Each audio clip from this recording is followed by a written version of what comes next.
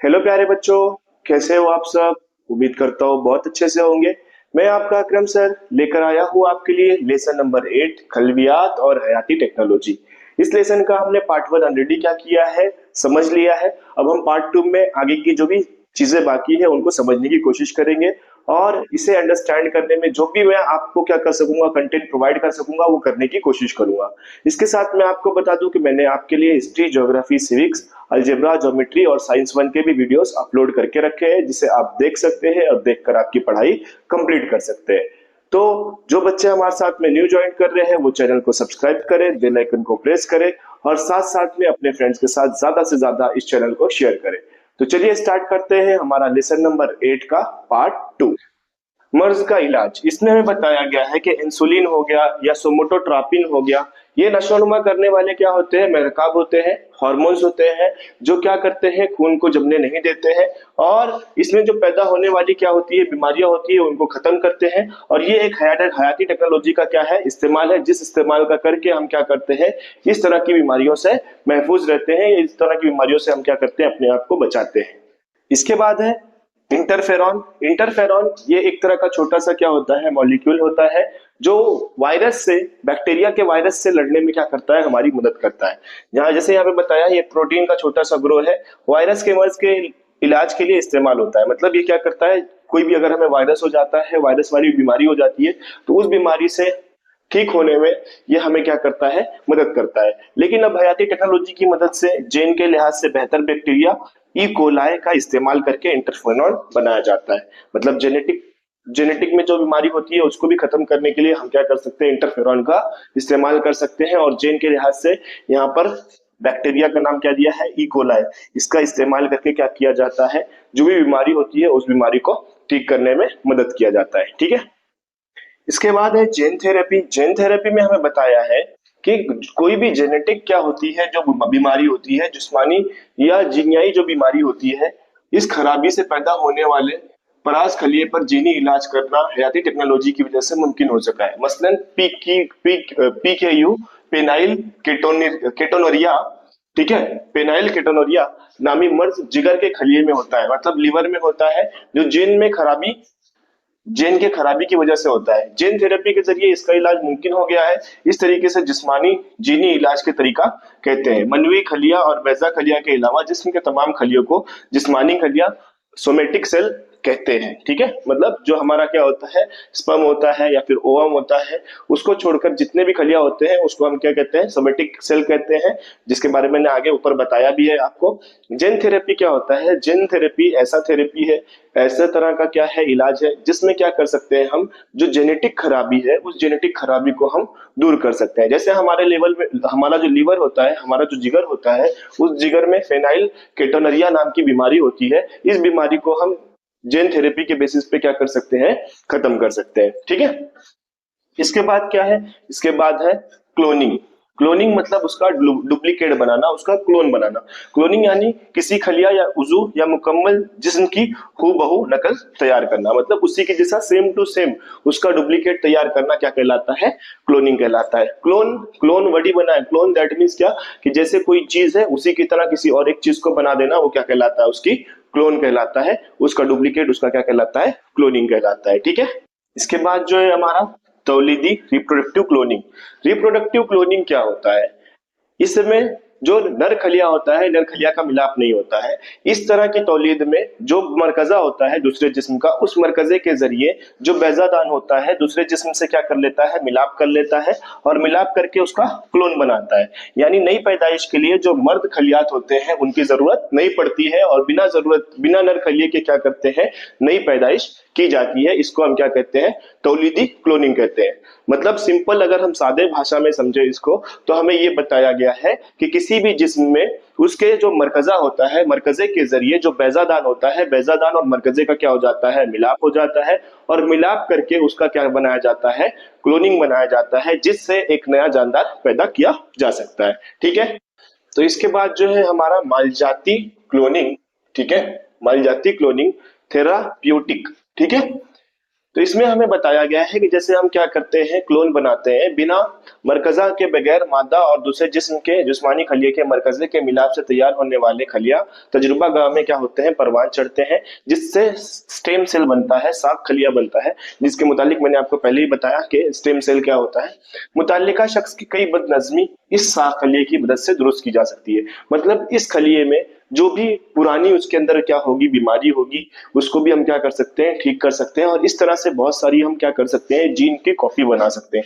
खलिये की तरह ही जीन की क्लोनिंग करके इसके लाखों जीन तैयार किए जा सकते हैं। मतलब उस जेनेटिक की बहुत सारी हम कॉपी क्या कर सकते हैं, तैयार कर सकते हैं, उसका बहुत सारा क्लोन क्या कर सकते हैं, हम बना सकते हैं। जीनी इलाज और दीगर मकासद के लिए इनका इस्तेमाल किया जाता है। मतलब जो जेनेटिक प्रॉब्लम्स होती है, जेनेटिक बीमारियां होती है, इनको अगर हमें क्या करना है, ठीक करना है, तो इस तरह से थेरापेटिक करके क्या किया जाता है, जेनेटिक प्रॉब्लम्स को दूर किया जाता है। इसके बाद हमें बताया है क्लोनिंग से मौरिसी बीमारियों को रोकना, नस्ल में नशोनुमा जारी रखना और मखसूस रुझानत को बेहतरीन बनाना मुमकिन हो गया है।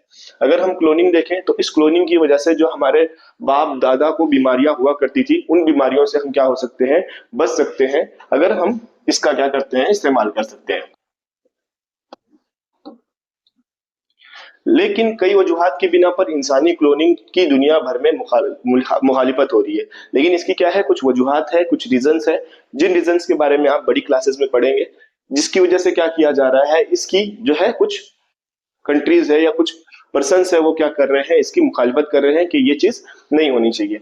हालांकि इस चीज से क्या किया जा सकता है, बहुत सारी ऐसी जो बीमारियां हैं जो नस्ल दस नस्ल चली आ रही है, उन बीमारियों को भी रोका जा सकता है, खत्म किया जा सकता है।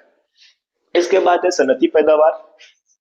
तो सनती पैदावार में हमें सफेद हयाती टेक्नोलॉजी में बताया गया है कि बहुत सारी ऐसी इंडस्ट्री है जो बहुत सारे ऐसे केमिकल्स का यूज करती है, और केमिकल्स का यूज करके नए प्रोडक्ट्स को क्या करती है, बनाती है। उसको हम क्या कहते हैं, सनती पैदावार कहते हैं। क्योंकि इसमें टोटली क्या होता है कि जो मादे होते हैं, जो कीमियाई मादे होते हैं, वो केमिकल्स का ये यूज कर लेते हैं, जिसकी वजह से इनका जो रेट होता है, जो प्राइस रहता है, वो कम लागत में इनका सामान बन जाता है, जिससे इन्हें मोटा मुनाफा होता है। इसलिए क्या किया जाता है, सनती पैदावार के तौर पर बहुत सारे कीमियाई मादों का इस्तेमाल करके नए प्रोडक्ट को बनाया जाता है, जिसे हम क्या कहते हैं, सनती पैदावार। जैसे यहाँ पे दिखा दिया हुआ है, मुख्तलिफ सनती कीमियाई मादे कम खर्च करने वाले अमल के जरिए बनाए जाते हैं, मसलन इस्लाशुदा ईस्ट का इस्तेमाल करके गारे शराब बनाना वगैरह। ठीक है, तो इसमें क्या किया जाता है, बेसिकली इसमें यही हमें बताया गया है कि कोई भी जो इंडस्ट्री है वो केमिकल का यूज करके अपने खर्च को क्या करती है, कम करती है, और नए प्रोडक्ट को बनाती है। ठीक है, इसके बाद जो है माहौल, इसके बाद टॉपिक नंबर 5, माहौल और हयाती टेक्नोलॉजी। माहौल और हयाती टेक्नोलॉजी में हमें बताया गया है कि हम क्या कर सकते हैं, हयाती टेक्नोलॉजी का इस्तेमाल करके माहौल में जो हो रहे हैं गंदगी या जो मुजिर असरात हो रहे हैं, उनको हम क्या कर सकते हैं, दूर कर सकते हैं, या उसको हम मिनिमाइज कर सकते हैं, कम कर सकते हैं। ये माहौल और हयाती टेक्नोलॉजी में बताया गया है। ठीक है, जैसा कि हमें बताया है कि जदीद हयाती टेक्नोलॉजी का इस्तेमाल करके ताल्लुक से कई मसाइल का हल करना क्या है, मुमकिन हो सकता है। जैसे यहाँ हमें बताया है कि तजिया के जरिए गंदे पानी और ठोस कचरे पर अमल करने के लिए खुद हयाती टेक्नोलॉजी का इस्तेमाल पहले से ही किया जाता है। गंदे पानी में बहुत ज्यादा नामियाती मादे होते हैं। ऐसे गंदे पानी को नदी जैसे कुदरती पानी के जराये में छोड़ने से नामियाती मादों की तकसीद होती है, जिसकी वजह से नदी के पानी में तखलील शुदा ऑक्सीजन का इस्तेमाल होने से ये कम हो जाती है, जिसका मुज़िर असर पानी में रहने वाले जानदारों पर होता है। इस पर इलाज के तौर पर खुद हयाती टेक्नोलॉजी की मदद से गंदे पानी में नामियाती मादों की पहले से तकसीद करके ये गंदा पानी को नदी में छोड़ा जाता है। मतलब यहाँ पर यही हमें बताया गया है कि जब भी हम क्या करेंगे, माहौल और हयाती टेक्नोलॉजी का इस्तेमाल करेंगे, तो माहौल और हयाती टेक्नोलॉजी का इस्तेमाल करने से जो भी क्या है हमारे माहौल में गंदगी हो रही है, उसको हम क्या कर सकते हैं, कम कर सकते हैं। इसके जो मुजिर असरात, मुजिर मतलब जो बैड इफेक्ट पड़ रहे हैं, उनको भी हम क्या कर सकते हैं, मिनिमाइज कर सकते हैं, कम कर सकते हैं, जिसके बारे में हमें माहौल और हयाती टेक्नोलॉजी में बताया हुआ है। अब यहाँ पर हमें बताया गया है कि ठोस नामियाती कचरे पर अमल करके कंपोजिट खाद तैयार करने के लिए भी खुद जानदारों का इस्तेमाल किया जाता है। जैसे हमने लेसन नंबर 7 में पढ़ा था खुद हयाती टेक्नोलॉजी में कि खुद हयातियात का इस्तेमाल करके क्या किया जाता है, खाद वगैरह बनाया जाता है। ठीक है, क्या बनाया जाता है, खाद तैयार की जाती है। इसके अलावा जदीद हयाती टेक्नोलॉजी के तरीकों में हयाती मंसूबे, हयाती हशरात कश, हयाती खाते, हयाती हसियात वगैरह का शुमार होता है, और इसका इस टेक्नोलॉजी के तरीकों का इस्तेमाल करके ये सारी चीजों को भी क्या किया जाता है, बनाया जाता है। मतलब कहीं ना कहीं हमारे जो हयाती टेक्नोलॉजी है, हयाती टेक्नोलॉजी हमें क्या करती है, इन तमाम चीजों से बचाती है जो हमारे अतराफ के माहौल पर मुज़िर असरात पड़ाते हैं, और साथ साथ में हमें कहीं ना कहीं आगे की तरफ में लेके जाती है, जिससे हमें बहुत सी नई चीजों को क्या होता है, दरियाफ्त होती है, नई चीजें हमें क्या होती है, हासिल होती है। तो ये होता है माहौल और हयाती टेक्नोलॉजी। समझ में आया? इसके साथ साथ हमें बताया है कि हयाती मंसूबे यानी नबातात और खुद जानदार का इस्तेमाल करके गंदे पानी, आलूदा जमीन, इनमें जहरीली मादे और आलूदगी खत्म करने के, जज्ब करने के लिए पौधों का इस्तेमाल किया जाए तो इसे फाइटो रेमिडेशन कहते हैं। हयाती इकदामात की चंद मिसालें जेल में दी गई है। मतलब अगर हम क्या करें, कुछ ऐसे नबातात का इस्तेमाल करें आलूदगी को खत्म करने के लिए या कम करने के लिए, तो उसे कहा जाता है फाइटो रेमिडेशन। और उसके लिए जो तरीका है वो तरीके क्या किए हैं, हसब जेल दिए हुए हैं। ठीक है, उसका जो मिसालें हैं वो मिसालें क्या है, हमें दी हुई है। तो यहाँ पर पहले है सूडोमोनास नामी बैक्टीरिया, आलूदा पानी और जमीन की हाइड्रोकार्बन और तेल जैसी आलूदगी अलग करने के लिए मुफीद होता है। मतलब कौन सा बैक्टीरिया, सूडोमोनास नामी। फिर उसके बाद दूसरा बोला है टेरस विटाटा, टेरस विटाटा। ठीक है, टेरस विटाटा नाम का जो क्या है, बैक्टीरिया है, ये फरन क्लास से होता है, फरन जमात से होता है, जो जमात का पौधा जमीन से अर्सेनिक जज्ब करता है। मतलब जो जमीन में अर्सेनिक होता है, अर्सेनिक को क्या करता है, खत्म करता है ये वाला वायरस। तीसरा, भारत में जीन के लिहाज से राई की एक किस्म सेलेनियम मादनी दौलत को बड़े पैमाने पर जज्ब करती है। तो सेलेनियम नाम का बैक्टीरिया जो है वो क्या करता है, मादनी दौलत, राई वगैरह को जज्ब करने में मदद करता है। सूरजमुखी यूरेनियम और आर्सेनिक को जज्ब करता है। सूरजमुखी जो होता है यूरेनियम और आर्सेनिक को जब्त करता है। डी एनकोकस रेडियोडोर्नस, ठीक है, डी एनोकस रेडियोडोनस नामी बैक्टीरिया, ये सबसे ज्यादा तापकारी रोकने वाले जानदार, इसकी जेन में तब्दीली करके एटमी कचरे को तापकारी को जज्ब करने के लिए इसका इस्तेमाल किया जाता है। जो तापकार अशिया होती है, तापकारियत को क्या करता है, ये जज्ब करता है, और कचड़े की तापकारी को क्या करता है, ये जज्ब करता है। ठीक है, इसके बाद है अल्फा अल्फा घास, तीन पत्ती घास और राई जैसी घास की अकसाम का इस्तेमाल नबातात के जरिए तदारुक के लिए किया जाता है। बहुत सारी नबातात के रोकथाम के लिए, उनकी अच्छी नशोनुमा के लिए इन तमाम चीजों का क्या किया जाता है, इस्तेमाल किया जाता है। तो इसके कुछ एग्जाम्पल है, अगर आप इसको पढ़ लेते हैं सिर्फ तब भी ठीक है, इतना मतलब आपको इतने हार्ड लेवल पे तो नहीं आएगा क्वेश्चन में। बस आपको अभी यहाँ पर समझ लेना है कि हाँ ये सारी चीजें भी होती है, क्योंकि आप जब नेक्स्ट ईयर 11-12 में पढ़ोगे तो ये सारी चीजें आपको डिटेल में रहेगी, या जब भी आप बायोलॉजी को क्या करते हो, पढ़ते हो, तो ये सारी चीजें आपको डिटेल में पढ़ने को मिलेगा। ठीक है, अब हम इसके बाद पढ़ते हैं गिजाई बायोटेक्नोलॉजी। तो गिजाई बायोटेक्नोलॉजी में हमें बताया है कि जो भी हम चीजें बनाते हैं, जैसे पाव हो गया, चीज हो गया, शराब हो गया, बियर, दही वगैरह, खाने की अशिया को बनाने में खुद जानदारों का इस्तेमाल किया जाता है, जिसके बारे में मैंने लेसन नंबर जो हमारा क्या है 7 है, उसमें मैंने डिटेल में बताया है। अगर जो बच्चों ने उसे नहीं देखा है उसे देख सकते हैं, डिस्क्रिप्शन में उसकी लिंक अवेलेबल है। तो ये सारी चीजों को बनाने के लिए कहीं ना कहीं हमारे पास में जो खुद जानदार होते हैं उनका क्या किया जाता है, इस्तेमाल किया जाता है, और उनका इस्तेमाल करके ये तमाम चीजों को बनाया जाता है, जिसमें हयाती टेक्नोलॉजी का इस्तेमाल सबसे ज्यादा होता है। इस टेक्नोलॉजी की मदद से ही ये सब चीजों को क्या किया जाता है, तैयार किया जाता है। हालांकि ये सबसे ज्यादा क्या है, पुरानी चीजें हैं। ठीक है, तो गिजाई बायोटेक्नोलॉजी समझ में आया कि खुद जानदारों का इस्तेमाल करके बहुत सारी खाने पीने की अशिया जो है क्या की जाती है, बनाई जाती है। इसके बाद है डीएनए फिंगरप्रिंट। डीएनए फिंगरप्रिंट क्या होता है बेटा, हर एक इंसान क्या है, मुख्तलिफ है, अलग अलग है, ये हम उसके फिंगरप्रिंट, यानी ये हमारा थंब है, ठीक है, हर एक का जो थंब का क्या होता है, फिंगरप्रिंट होता है, जो प्रिंट होता है वो क्या होता है, अलग होता है। यानी हर एक के डीएनए से जो प्रिंट होती है वो क्या होती है, अलग होती है। हर एक का डीएनए क्या होता है, अलग होता है, जिसके बेसिस पे हम इंसान को क्या कर सकते हैं, पहचान सकते हैं। बहुत सारी इन्वेस्टिगेशन में क्रिमिनल्स को पकड़ने के लिए जो क्राइम ब्रांच का जो डिपार्टमेंट होता है, जो पुलिस इन्वेस्टिगेशन वाले डिपार्टमेंट होते हैं, ये क्या करते हैं, फिंगरप्रिंट वगैरह का इस्तेमाल करके जो भी क्रिमिनल्स होते हैं उनको पकड़ने की कोशिश करते हैं। तो हम यहाँ पर देख लेते हैं, जिस तरह किसी शख्स की उंगलियों के निशानात मुनफरिद होते हैं, उसी तरह हर एक शख्स के डीएनए की तरतीब भी क्या होती है, मुनफरिद होती है। मतलब फिंगरप्रिंट अलग होती है, उसके साथ साथ डीएनए भी क्या होता है, अलग होता है, जिसकी वजह से किसी भी शख्स की मुहैया करता डीएनए पर इस शख्स की शनाख्त की जा सकती है, जिससे किसी भी इंसान को बहुत आसानी से पहचाना जा सकता है, उनके फिंगरप्रिंट से या उसके डीएनए के बेसिस पे। इस तरह को डीएनए फिंगरप्रिंट भी कहते हैं। इस तरह को हम क्या कहते हैं, डीएनए फिंगरप्रिंट भी कहते हैं। इस तकनीक का इस्तेमाल करके फॉरेंसिक साइंस में किया जाता है। वारदात की जगह मिलने वाले मुजरिम के जिस्म के किसी भी हिस्से ये इसकी पहचान की जाती है। इसी तरह किसी भी बच्चे के वालिद की पहचान भी की जा सकती है। जैसे मैंने आपको बताया कि क्रिमिनल्स को पकड़ने के लिए क्या किया जाता है, डीएनए फिंगरप्रिंट का इस्तेमाल किया जाता है, जो कि फोरेंसिक साइंस में होता है। फोरेंसिक साइंस ऐसा डिपार्टमेंट है जहां पे क्या किया जाता है, जो पुरानी चीजें होती है उनके ऊपर रिसर्च की जाती है। जैसे हमें कैसे मालूम चला कि जो डायनासोर्स है वो डायनासोर्स एग्जिस्ट करते हैं, ठीक है, तो वो हमें फोरेंसिक साइंस के बेसिस पे मालूम चला कि वो उन्होंने क्या किया, उसके ऊपर रिसर्च किया।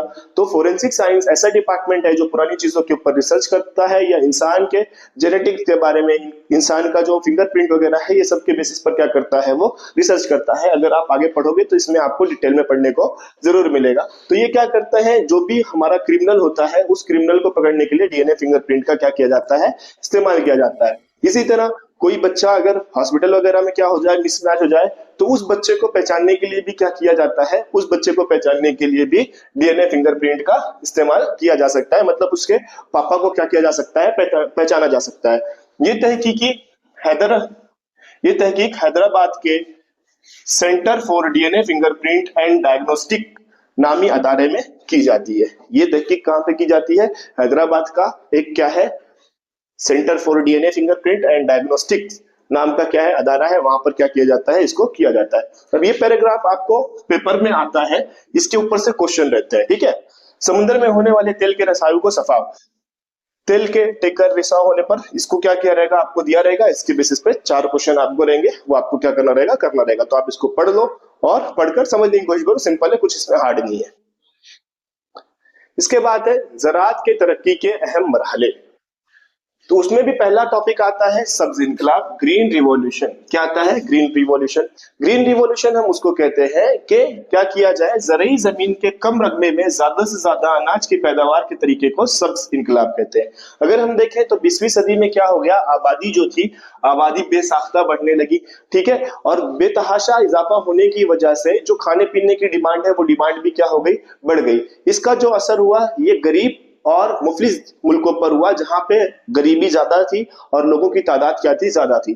तो इसको दूर करने के लिए क्या किया गया, गेहूं और चावल की असलाह शुदा छोटी किस्म, खाद और हशरात कश अद्वियात का इस्तेमाल और पानी का इंतजाम, इन तमाम असबाब की वजह से अनाज की पैदावार में इजाफा होने से काफी बड़ी आबादी के फाकों से बच गई है, ठीक है।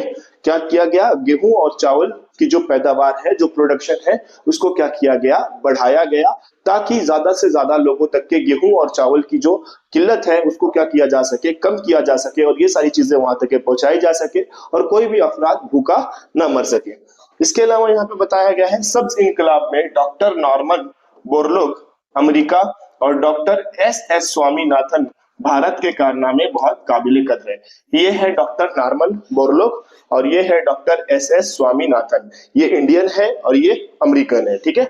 तो अगर हम ओवरऑल देखें तो सब्ज इनकलाब में हमें बताया गया है कि 20वीं सदी में आबादी के बढ़ने की वजह से जो खाने पीने की किल्लत थी वो क्या हो गई थी, बहुत ज्यादा बढ़ गई थी। इसको खत्म करने के लिए सब्ज इनकलाब लाया गया। सब्ज इनकलाब मतलब कम जगह में ज्यादा से ज्यादा क्या करना, खेती बाड़ी करना, जिसके लिए जो 2 साइंटिस्ट हैं उनका नाम यहाँ पर दिया है।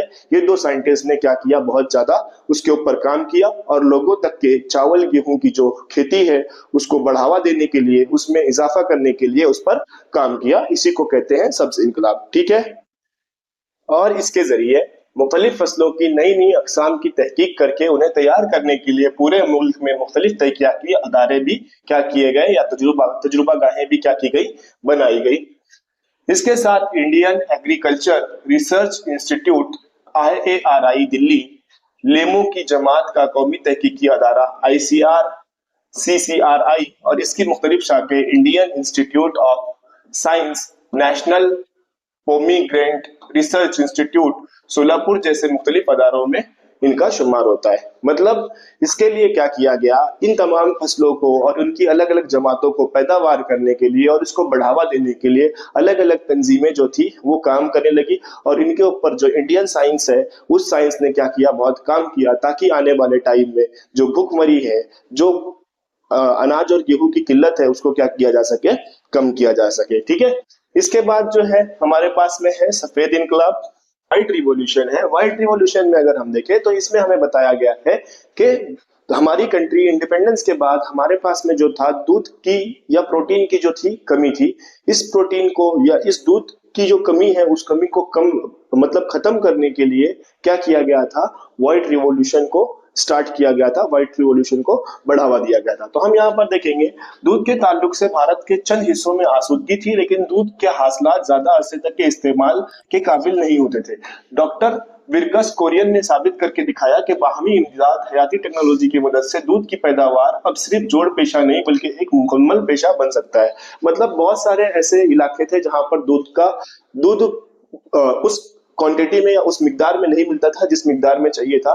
तो जो साइंटिस्ट थे, साइंटिस्ट का नाम है डॉक्टर विर्गस कोरियन, ने क्या किया, ये साबित किया कि हम दूध से सिर्फ और सिर्फ अपनी जरूरत को ही नहीं पूरा कर सकते बल्कि इससे एक पेशा भी हम बना सकते हैं। जैसे आज के वक्त में हम दूध से दही, कार्ड, यogurt, ठीक है, बहुत सारी चीजों को क्या करते हैं, बनाते हैं। तो उस तरह से बनाकर उसको क्या किया जा सकता है, तिजारत भी किया जा सकता है, जिसके लिए उन्होंने गुजरात रियासत के आनंद में बाहमी इमदाद सोसाइटी के जरिए दूध की पैदावार के लिए तहरीक को बहुत ज्यादा बुलंदी पर ले गए। मतलब उन्होंने उसके लिए मूवमेंट चलाया, उसके ऊपर काम किया, ठीक है, और उस काम के जरिए इसको आगे लेकर गए। दूध की पैदावार में खुद कफीली के लिए इसमें क्वालिटी कंट्रोल, दूध से बनी हुई दीगर अशिया की पैदावार और निगहदश्त पर हयाती टेक्नोलॉजी का पूरा इस्तेमाल करके नए तजुर्बात किए और बहुत सारे तजुर्बात करके इन चीजों को आगे लेकर गए ताकि इससे नई नई चीजें और दूध की जो पैदावार है उसको बढ़ाया जा सके। इसी को कहा जाता है सफेद इनकलाब। ठीक है, इसके बाद है नीला इनकलाब। तो ब्लू रिवॉल्यूशन जो है, नीला इनकलाब जो है, इसका जो मकसद था, इसका मकसद था पानी में जो मौजूद जानदार है उन जानदार की तादाद को बढ़ाना और पानी की जो आलूदगी है उसको कम करना। ठीक है, तो नीला इनकलाब यानी पानी का इस्तेमाल करके काबिल इस्तेमाल बैक्टीरिया की पैदावार करना। मशरकी एशियाई ममालिक में खेती, तालाब और इसमें पलने वाली मछलियां बड़े पैमाने पर मिलती हैं, लेकिन सिर्फ मछलियां, झींगे वगैरह तक ही महदूद न रहते हुए दीगर हैवानात और नबातात पर भी गौर किया जा रहा था। भारत सरकार ने नीला इनकलाब मिशन 2016 NKM16 प्रोग्राम के जरिए मछली पालन की ज्यादा से ज्यादा हौसला अफजाई करके पैदावार में इजाफा का तस्वुर दिया। इसके लिए 50% से 100% तक के सरकारी इमदाद भी मुहैया की जाती थी। जैसे मैंने आपको बताया कि ब्लू रिवॉल्यूशन ऐसा रिवॉल्यूशन है जिसमें मछलियों की पैदावार और उसमें इजाफा लाने के लिए और उसके साथ साथ उसमें जो हैवानात और जो नबातात मिलते हैं उन नबातात की अफजाइश के लिए क्या किया गया, इसका बढ़ावा दिया गया, इसकी तहरीकें चलाई गई और लोगों से अपील किया गया कि आप जो नीला इनकलाब है, जो ब्लू रिवॉल्यूशन है, उस ब्लू रिवॉल्यूशन में क्या करिए, हिस्सा लीजिए और इसको आगे बढ़ाने में मदद कीजिए। जिसके लिए गवर्नमेंट ने 50 से 100% तक के क्या की, जो है लोगों की मदद की, मतलब पैसा देकर या जिस तरह से भी हो सकता है उस तरह से। समुद्र के खारे पानी या खेत के तालाब के मीठे पानी में बड़े पैमाने पर मछली पालन मुमकिन है। रोहू, कटला जैसे मीठे पानी की मछलियां या झींगा, शिंडो जैसे खारे पानी की पैदावार राब बड़े पैमाने पर हासिल की जाने लगी है और इसी बेसिस पर बहुत सारी अलग अलग तरह की जो मछलियां हैं वो मछलियां हम क्या कर सकते हैं, हासिल कर सकते हैं, सिर्फ और सिर्फ नीले इनकलाब की वजह से। तो समझ में आया नीला इनकलाब क्या होता है। इसके बाद जो है ज़राअत, खाद है, खाद का फर्टिलाइजर। ठीक है, फर्टिलाइजर मतलब खाद होता है। खाद जो है दो तरह की होती है, एक होती है नामियाती और एक होती है कीमियाई। नामियाती मतलब जो ऑर्गेनिक मटेरियल से बना हो, जैसे गोबर वगैरह, कचड़े वगैरह, ये सब चीजों से जो बनती है वो क्या है, हमारी नामियाती खाद है। और जो किसी केमिकल से मिलाकर बनी गई है वो कीमियाई खाद होती है। अब नामियाती खाद जो होती है, इसकी जो खासियत है, ये क्या करता है, जरखेजी को बहाल होकर जमीन में पानी ठहरने की सलाहियत को बढ़ाता है। मतलब जो खेत होता है, खेत की जरखेजियत को बढ़ाता है और इसमें पानी को रुकने के लिए क्या करता है, हेल्प करता है। इसी के साथ अगर हम देखें तो ह्यूमस की वजह से जरूरत के मुताबिक जमीन की ऊपरी सतह तैयार होती है। केचुए, फफूंद की वजह से जमीन की कई जरूरी अज्जा NPK फसलों के लिए मुहैया हो सकते हैं। मिट्टी के बगैर खेती हाइड्रोपोनिक्स में माए खाद का इस्तेमाल मुनासिब होता है, लेकिन कीमियाई खादों का गैर जरूरी इस्तेमाल खतरा से ज्यादा है, इसमें खुसूसी तौर पर जमीन बंजर हो जाती है। तो जो नामियाती खाद है, उस नामियाती खाद का इस्तेमाल करने से हमारी जो जमीन होती है, जमीन में पानी एब्जॉर्ब करने की, रोकने की सलाहियत बढ़ जाती है और जो क्या करता है, नबातात की नशोनुमा में मदद करता है। लेकिन अगर हम कीमियाई खाद का इस्तेमाल करते हैं तो ये कीमियाई खाद का अगर हम हद से ज्यादा इस्तेमाल कर ले तो हमारी जो जमीन की एक तय होती है वो उसकी जरखेजी क्या होने लग जाती है, धीरे धीरे कम होने लग जाती है। लेकिन ये क्या करता है, प्लांट को ग्रोथ करने में बराबर से मदद करता है, प्लांट की कोई भी किल्लत या खराबी नहीं होती है। लेकिन जो जमीन होती है धीरे धीरे क्या होने लग जाती है, खराब होने लग जाती है। इसलिए हमें नामियाती खादों का इस्तेमाल ज्यादा से ज्यादा करना चाहिए। इसके बाद है इंसेक्टिसाइड्स। तो इंसेक्टिसाइड हशरात कस ये एक तरह का क्या होता है, केमिकल होता है जो हमारे आसपास का जो खेती होती है या जो पानी वगैरह होता है इसमें जो मौजूद बैक्टीरिया या जो इसमें हैवानात होते हैं उनको क्या करता है, खत्म करने में मदद करता है। तो जैसे यहाँ पर हम देखेंगे नबातात और फसलों में कुदरती तौर पर कुव्वते मदाफियत के जरिए बीमारी को टाला जा सकता है, लेकिन हशरात कस का इस्तेमाल पर पाबंदी नहीं होती है। जैसे मेंढक, कीड़े, खुर परिंदे किसान दोस्त होते हैं जो कीड़ों की तादाद पर काबू रखते हैं, लेकिन पैदावार बढ़ाने के लिए हशरात कस का इस्तेमाल बड़े पैमाने पर किया जाता है। मतलब ये कि अगर हम देखें तो नबातात और फसलों को क्या किया जा सकता है, वो अपने आप को ठीक तौर पर रख सकती है, लेकिन उसके आसपास जो क्या होते हैं, छोटे मोटे कीड़े मकोड़े होते हैं, उनको नबातात से क्या होती है, खदशा होता है कि वो क्या हो सकते हैं, खराब हो सकते हैं। तो उन कीड़े मकोड़ों को क्या करने के लिए, खत्म करने के लिए इन इंसेक्टिसाइड्स का, हशरात कस का क्या किया जाता है, छिड़काव किया जाता है ताकि जो फसल है वो बची हुई रहे। उसी तरह से जो मेंढक होता है, मेंढक क्या होता है कि कीड़े को अपना खुराक बनाता है और कीड़े मकोड़े को खा लेता है, इसलिए इसको क्या कहा जाता है, किसान का दोस्त भी कहा जाता है। हशरात कस अद्वियात एक किस्म का जहरी है। ये जहर पानी और गिजा के जरिए गिजा की नालियों में जाता है, जिसकी वजह से हयाती जहर ज्यादती बायोमैग्निफिकेशन होती है और डीडीटी में मैला, चियान, क्लोरोपाइजाफाइन जैसे कई हशरात कस अद्वियात नुकसानदा पाई गई हैं। और कुछ ऐसी दवाइयां भी होती हैं जो क्या होती है, थोड़ा सा जहरीली होती है, जो हमारे लिए क्या है, नुकसानदायक भी है। मतलब अगर हम अपने फायदे के लिए क्या करते हैं, ऐसी दवाओं का उन नबातात के ऊपर इखराज करते हैं, उन नबातात के ऊपर छिड़काव करते हैं, तो आने वाले टाइम में जो भी इंसान क्या करता है, उन अद्वियात के जरिए बड़े हुए नबातात को क्या करता है, अपनी गिजा बनाता है, उसको खाता है, तो उससे प्रॉब्लम हो सकती है कि आने वाले टाइम में उसे कुछ बीमारियां क्या हो जाए, लाहक हो जाए। तो हशरात का सिंपली एक ऐसा चीज है जिसमें क्या किया जाता है, नबातात को बड़ा करने के लिए, उनके आसपास के जानवरों को खत्म करने के लिए कुछ दवाइयों का छिड़काव किया जाता है, उसी को हम क्या कहते हैं, हशरात कस कहते हैं। ठीक है। नामियाती काश्तकारी। नामियाती काश्तकारी में अगर हम देखें तो हमें बताया गया है कि आज के टाइम जो है बहुत सारे नामियाती खादों का क्या किया जा रहा है, इस्तेमाल किया जा रहा है, और इसकी जो डिमांड है वो डिमांड भी क्या होती जा रही है, धीरे धीरे बढ़ती जा रही है। उन डिमांड के बढ़ने की वजह से क्यों बढ़ रही है, क्योंकि जो लोग हैं वो क्या कर रहे हैं, जहरीली या फिर हम कह सकते हैं ज़राअत में कीमियाई खादों का इस्तेमाल ज्यादा करने की वजह से, बेजा ज्यादा इस्तेमाल करने की वजह से जहरीले मादे क्या हो रहे हैं, प्रोड्यूस हो रहे हैं। जो गिजा है वो गिजा हमारी क्या हो रही है, कहीं ना कहीं जहरीली हो रही है और जमीन क्या हो रही है, खराब हो रही है। तो इससे बचने के लिए जो है नामियाती काश्तकारी को क्या किया जा रहा है, ज्यादा फरोग दिया जा रहा है, क्योंकि इसमें नामियाती काश्तकारी में जरासीम का अद्वियात पर मुकम्मल से क्या किया जाता है, परहेज किया जाता है। मतलब ऐसे अद्वियात हम यूज नहीं करेंगे जिससे क्या हो, हमारी गिजा में जरासीम या हमारी जो गिजा है वो क्या हो जाए, जहरीली हो जाए। और इसमें क्या है, कुदरती तवाज़ुन को बरकरार रखने की सलाहियत होती है। ये माहौल दोस्त होते हैं, मतलब इससे जो है पोल्यूशन क्या होता है, कम होता है या नहीं होता है, जिसकी वजह से इसका क्या किया जाता है, इस्तेमाल किया जाता है। जैसे ऐसे खादों का इस्तेमाल किया जाता है जो क्या हो, ऑर्गेनिक से बनी हो, नामियाती मादों से बनी हो, जैसे खली हो गया, केचुआ खाद हो गया या गोबर वगैरह हो गया। उनको क्या किया जाता है, ले जाके बार बार उनके खेतों में पूरा डिकम्पोज किया जाता है, जिसकी वजह से वहां की जो मिट्टी होती है वो बहुत ज्यादा जरखेज हो जाती है, और जरखेजी बढ़ने की वजह से वो बहुत आसानी से और बहुत अच्छा मिकदार में क्या देती है हमें, जो हमारी खेती होती है, खेती का प्लांट हमें बहुत अच्छे से ग्रो करके देता है। तो नामियाती काश्तकारी यानी ऐसी काश्तकारी जिसमें क्या किया जाए, ऑर्गेनिक मटेरियल्स का इस्तेमाल करके क्या किया जाए, हमारी जो खेती है उस खेती को बढ़ावा दिया जाए। ठीक है, तो ये समझ में आया नामियाती काश्तकारी। शहद की मक्खी पालन। ठीक है, आपने शहद की मक्खी के छत्ते देखे होंगे। इन छत्तों को निकालने के लिए सबसे गलत तरीका धुआं करके मक्खी को भगाना है और फिर छत्ते के टुकड़े करके निकालना है। इस तरीके में छत्तों का नुकसान होता है और बड़े पैमाने पर शहद की मक्खियां मरती है। लेकिन शहद की मक्खियों के मसनूई छत्ते, पेटी का इस्तेमाल करके छत्तों में शहद निकालना आसान होता है, और इसी के साथ छत्तों और शहद की मक्खियों का नुकसान नहीं होता है। मतलब ऐसा तरीका जिस तरीके से शहद की मक्खियों को बिना मारे बहुत आसानी से हम क्या कर सकते हैं, शहद निकाल सकते हैं, उसको हम क्या कहते हैं, शहद मक्खी पालन। आपने देखा भी होगा, अगर कहीं आप पे गए होंगे तो हमारे यहाँ पे नासिक में है ऐसा प्लेस जहां पर क्या किया जाता है, ये की जाती है। तो शहद की मक्खी पालन के लिए इस तरह का क्या होता है, उनके लिए घर बना दिया जाता है जहां पर वो क्या करते हैं, अपनी रिहाइश करते हैं, और शहद की मक्खियां जो शहद होती है उसको वहां पर जाकर क्या करती हैं, रखती है, जिसके बेसिस पर यहाँ से शहद निकालना बहुत आसान हो जाता है। लेकिन हमें बताया गया है कि जो पहले का तरीका है जो लोग क्या करते हैं शहद निकालने के लिए इस्तेमाल करते हैं, जैसे धुआं लगाना या वहां से उसको क्या कर लेना, काट लेना।